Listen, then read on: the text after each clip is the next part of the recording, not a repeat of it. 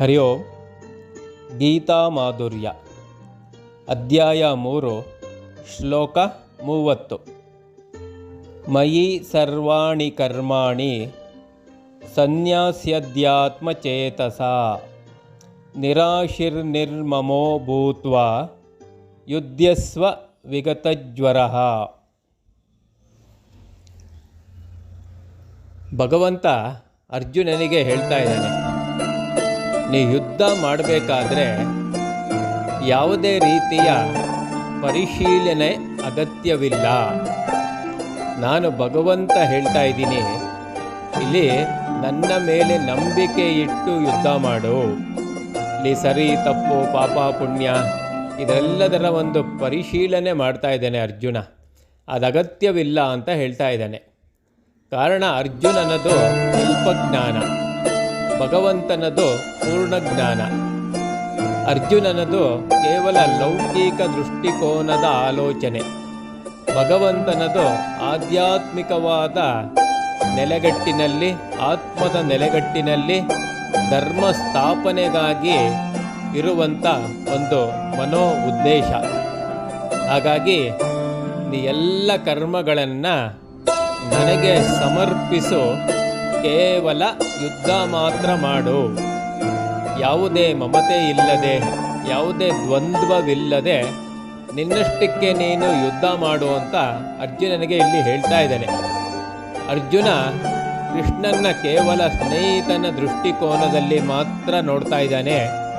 ಇನ್ನು ಕೃಷ್ಣ ಪರಮಾತ್ಮನ ಸಂಪೂರ್ಣ ಶಕ್ತಿ, ಕೃಷ್ಣನೇ ಜಗದ್ಗುರು, ಕೃಷ್ಣನೇ ಸಕಲಕ್ಕೂ ಸರ್ವ ಕಾರಣ ಅನ್ನುವುದು ಸಂಪೂರ್ಣವಾಗಿ ಅರ್ಥ ಆಗಿಲ್ಲ.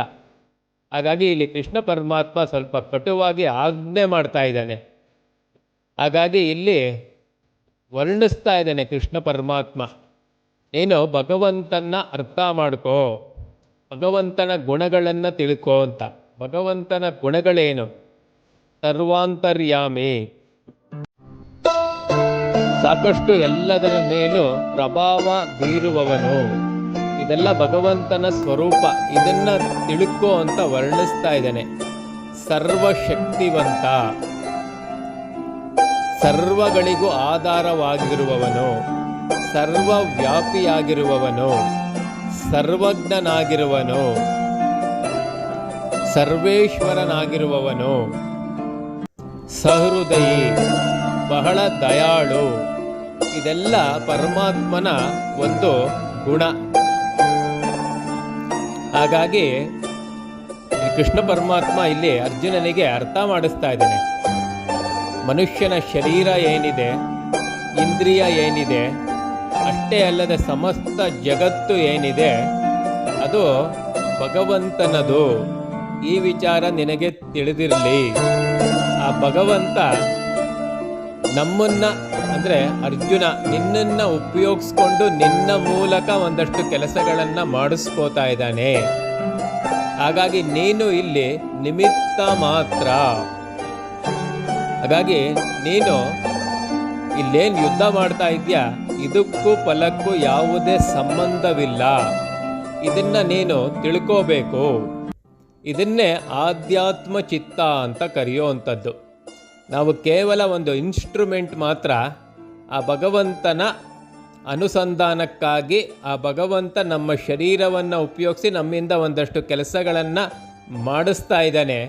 ಅರೆ ನಮ್ಮ ಸ್ವಂತ ಬುದ್ಧಿ ಉಪಯೋಗಿಸಿ ನಾವೇನೋ ಮಾಡೋಕ್ಕೆ ಹೋದಾಗ ಅಚಾತುರ್ಯ ಮಾಡ್ತೀವಿ, ತಪ್ಪು ಮಾಡ್ತೀವಿ, ಅನ್ಯಾಯ ಮಾಡ್ತೀವಿ. ಹಾಗಾಗಿ ಆ ಭಗವಂತನಿಗೆ ಎಲ್ಲವನ್ನ ಸಮರ್ಪಣೆ ಮಾಡಿ ನಾವು ಮಾಡಿದಾಗ, ಆಧ್ಯಾತ್ಮ ಚಿತ್ತದಲ್ಲಿ ಮಾಡಿದಾಗ, ಆ ಪ್ರತಿಯೊಂದು ಕೆಲಸದಲ್ಲೂ ಆ ಭಗವಂತನ್ನೇ ಮನಸ್ಸಿನಲ್ಲಿ ಇಟ್ಕೊಂಡು ಮಾಡಿದಾಗ ಎಲ್ಲ ಕಾರ್ಯವು ಶುದ್ಧವಾಗಿರುತ್ತೆ.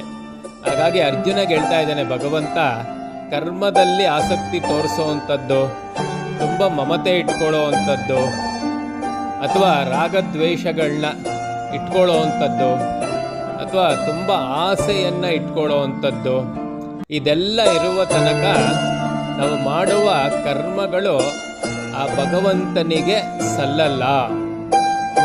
ಹಾಗಾಗಿ ಎಲ್ಲವನ್ನ ಸಮರ್ಪಣಾ ಭಾವದಿಂದ ನಿನ್ನ ಕೆಲಸವನ್ನು ಮಾಡು ಅಂತ ಅರ್ಜುನನಿಗೆ ಆಜ್ಞಾಪನೆ ಮಾಡ್ತಾ ಇದ್ದಾನೆ.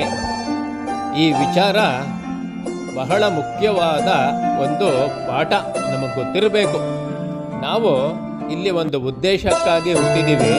ಆ ಭಗವಂತ ನಮ್ಮನ್ನು ಉಪಯೋಗಿಸ್ಕೊಂಡು ಏನೋ ಒಂದು ಸಮಾಜಕ್ಕೆ ಒಳ್ಳೆಯದಾಗುವ ಒಂದು ನಿಟ್ಟಿನಲ್ಲಿ ಏನೋ ಒಂದಷ್ಟು ಕರ್ತವ್ಯಗಳನ್ನ ನಮಗೆ ಕೊಟ್ಟಿದ್ದಾನೆ. ಹಾಗಾಗಿ ಆ ಕರ್ತವ್ಯವನ್ನು ನಾವು ಎಷ್ಟು ಚೆನ್ನಾಗಿ, ಎಷ್ಟು ಉತ್ತಮವಾದ ದಾರಿಯಲ್ಲಿ ಮಾಡ್ತೀವಿ ಅನ್ನೋದು ಮುಖ್ಯ. ಈ ವಿಚಾರವನ್ನು ಅರ್ಜುನನಿಗೆ ಮನವರಿಕೆ ಮಾಡ್ತಾ ಇರೋವಂಥ ಶ್ಲೋಕ ಇದು. ಹರಿ ಓಂ.